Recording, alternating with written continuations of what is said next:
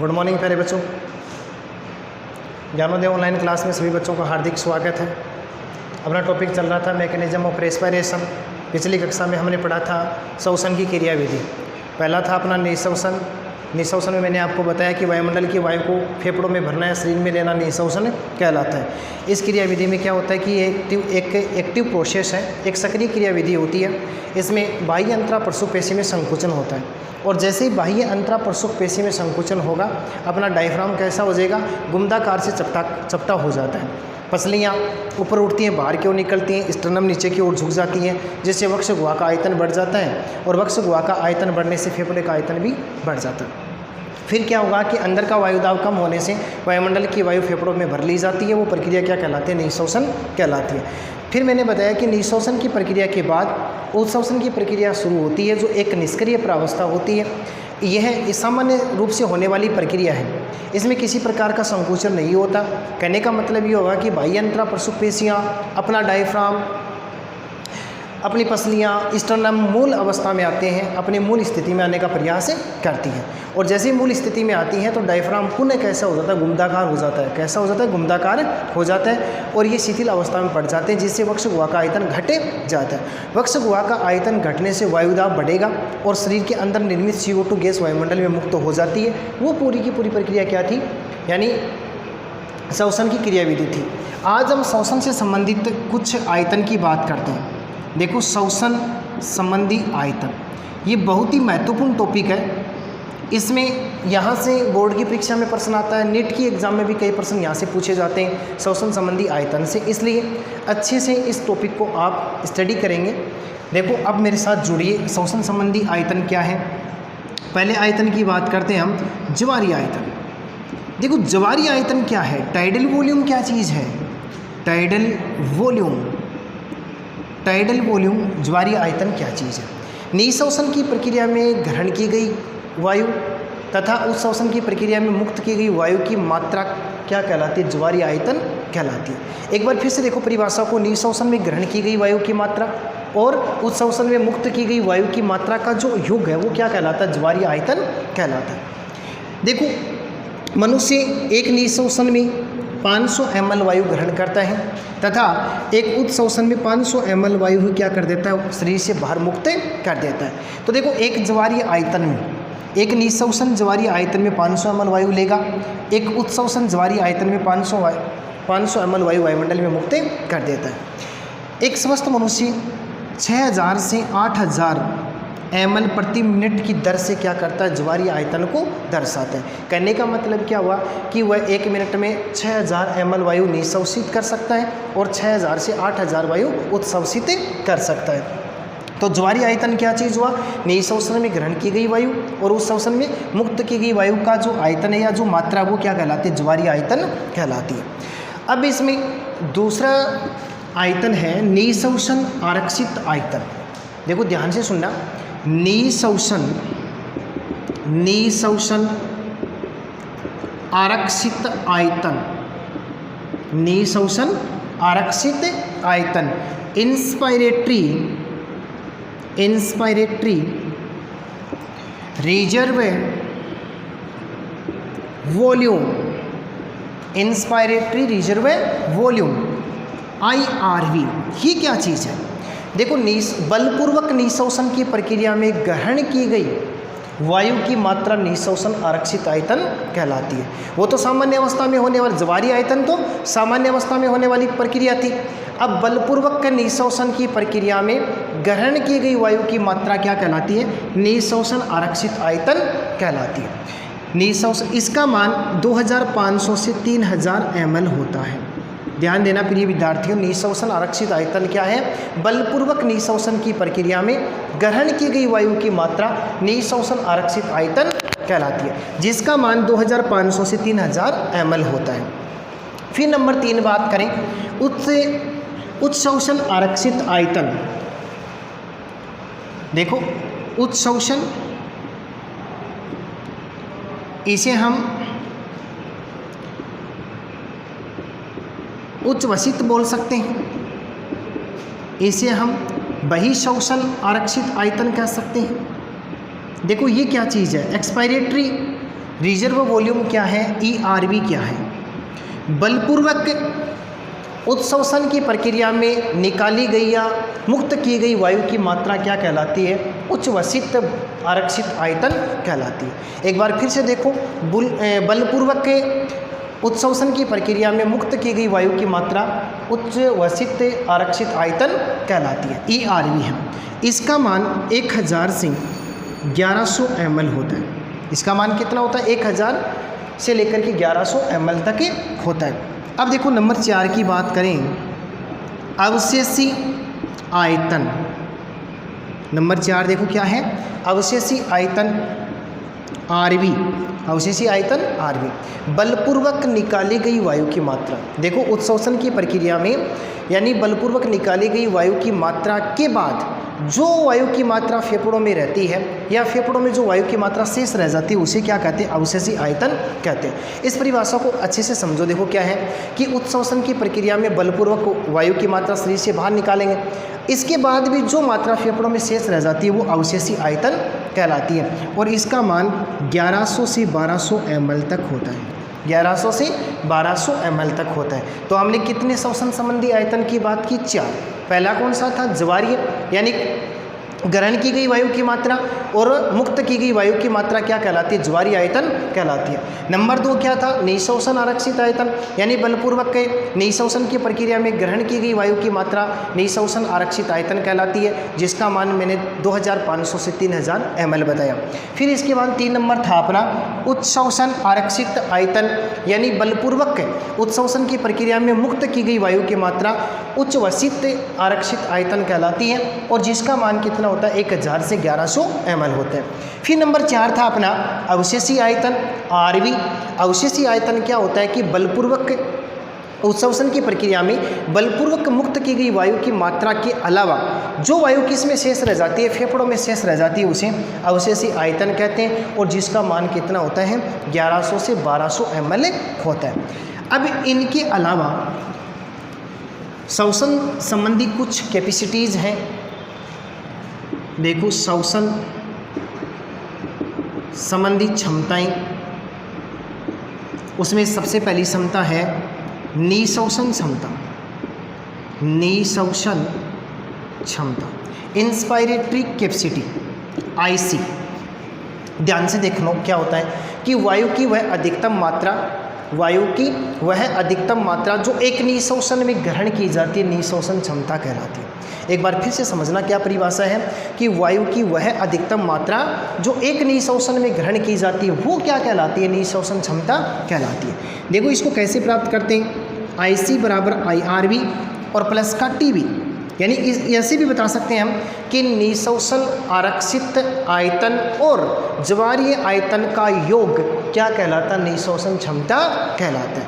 या हम कह सकते हैं वायु की वह अधिकतम मात्रा जो एक निःश्वसन में ग्रहण की जाती है वो क्या कहलाती है, निःश्वसन क्षमता कहलाती है।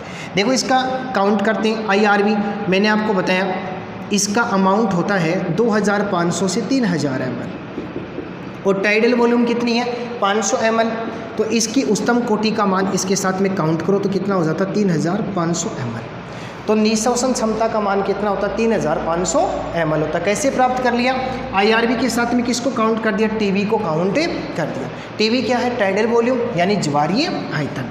तो अपना पहला हो गया निःश्वसन क्षमता। अब नंबर 2 बात करें, इसमें आएगा उच्च श्वसन क्षमता एक्सपायरेटरी कैपेसिटी यानी EC की बात करें तो क्या होगा इसमें कि वायु की वह अधिकतम मात्रा जो उत्सवसन में मुक्त की जाती है, वायु की वह अधिकतम मात्रा जो एक उत्सवसन में बाहर मुक्त की जाती है, बाहर निकाली जाती है, वो क्या कहलाती है, उत्सवसन क्षमता कहलाती है।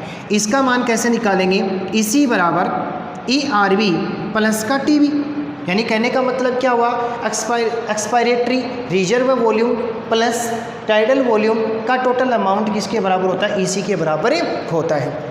देखो मान कैसे प्राप्त करेंगे, इसका मान मैंने आपको बताया 1000 से लेकर 1100 ml और प्लस टाइडल वॉल्यूम का मान मैंने कितना बता दिया, 500 ml। तो इसकी उच्चतम सीमा को इसके साथ में काउंट कर लो तो अपने पास में कितना आ जाएगा, 1600 ml। तो उत्सवसन क्षमता का मान कितना होता है, 1600 ml होता है। अब नंबर 3 की बात करें, जैव क्षमता। जैव क्षमता क्या चीज़ है। देखो नंबर 3 में हम बात करते हैं जैव क्षमता यानी विटल कैपेसिटी। ये भी शानदार चीज़ है। विटल कैपेसिटी क्या चीज़ है। देखो जैव क्षमता का मतलब यहाँ क्या है कि एक निःश्वसन में ग्रहण की गई वायु की मात्रा और उत्श्वसन में मुक्त की गई वायु की मात्रा का जो योग है वो क्या कहलाता है, जैव क्षमता कहलाता है। एक बार फिर से देखो VC को कैसे काउंट कर लेंगे।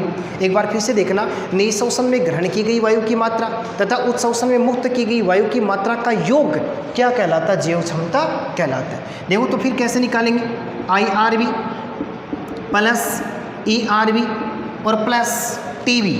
ये क्या है, ये क्या है। मैंने तो बताया था कि निःश्वसन में ग्रहण की गई वायु की मात्रा और उस श्वसन में मुक्त की गई वायु की मात्रा, फिर TV कहाँ से आ गया।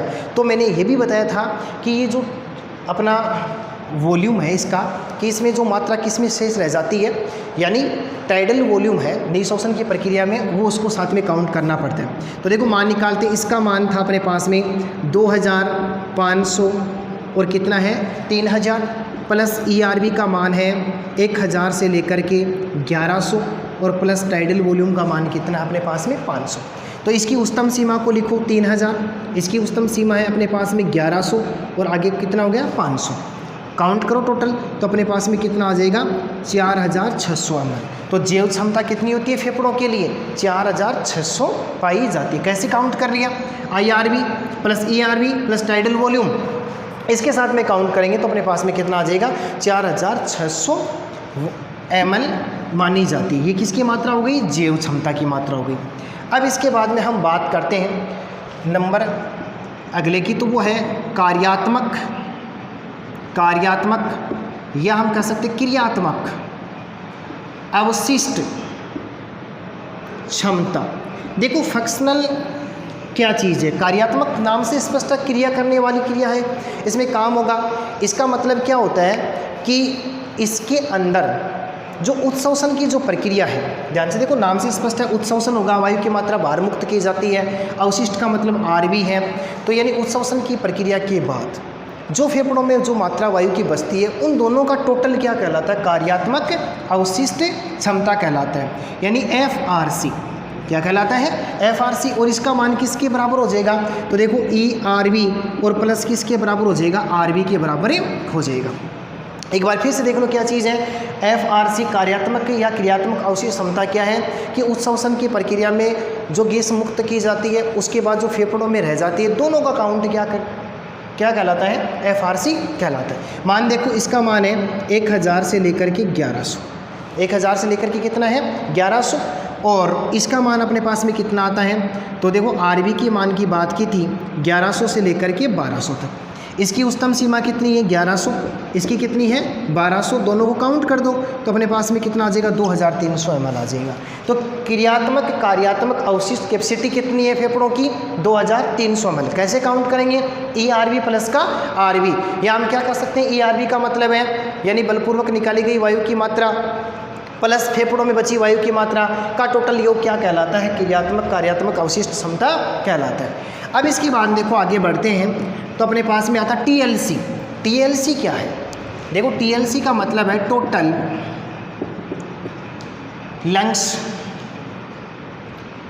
कैपेसिटी, ये हो गया अपना TLC, यानी फेफड़ों की कुल क्षमता, फेफड़ों की कुल क्षमता। देखो फेफड़ों की कुल क्षमता का यदि आपको काउंट करना है तो इसमें हम किस किस का योग करेंगे, देखो जैव क्षमता, किसका काउंट कर लेते हैं इसके बाद में, जैव क्षमता, और प्लस में किसका कर लेते हैं, अवशिष्ट आयतन का कर लेते हैं। किसका कर लेते हैं, जैव क्षमता प्लस अवशिष्ट आयतन का कर लेते हैं। इसमें क्या बताया गया कि फेफड़ों की कुल जो क्षमता है, अब देखो विटल जो कैपेसिटी थी, विटल कैपेसिटी का मान और इन दोनों का मान यदि हम क्या कर दें, काउंट कर दें, तो देखो इसका मान हमने प्राप्त किया था 4600।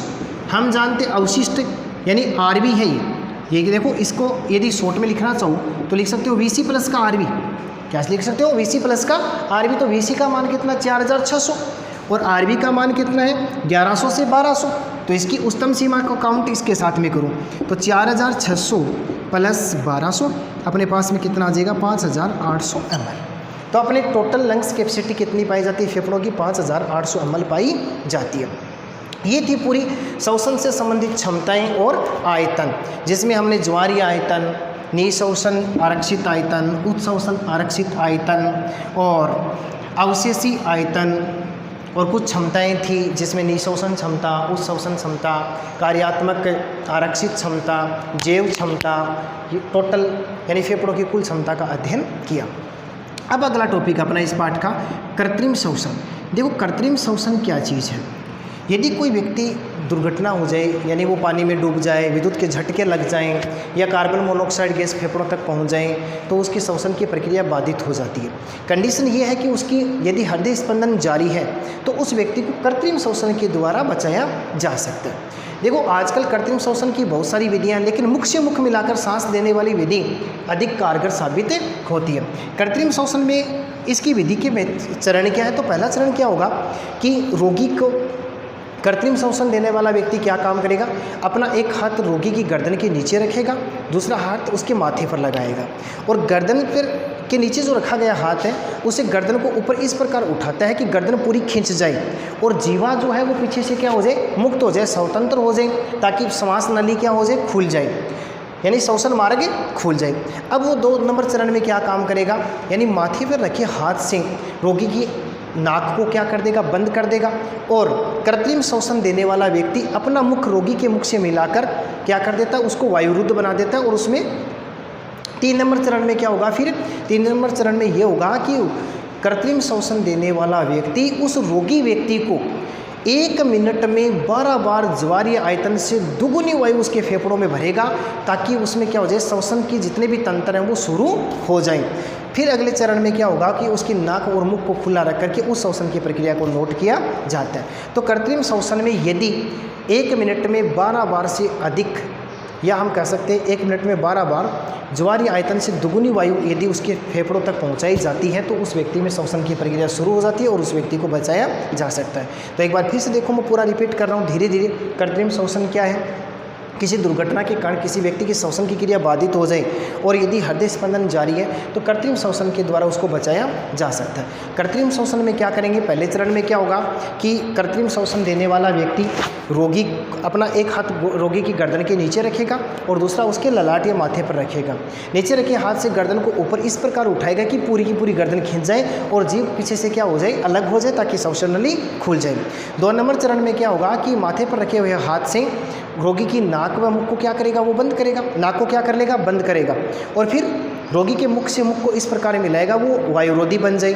फिर अगले चरण में क्या होगा कि वो रोगी को 1 मिनट में 12 बार ज्वारीय आयतन से दुगुनी वायु देगा, ताकि उसमें क्या हो जाए? श्वसन की प्रक्रिया शुरू हो जाए। और फिर इसके बाद में वो क्या नोट करेगा? यानी मुख और नाक को खुला छोड़ करके उच्च श्वसन की प्रक्रिया को नोट करेगा। तो ये था अपना कृत्रिम श्वसन। बाकी हम कल देखेंगे।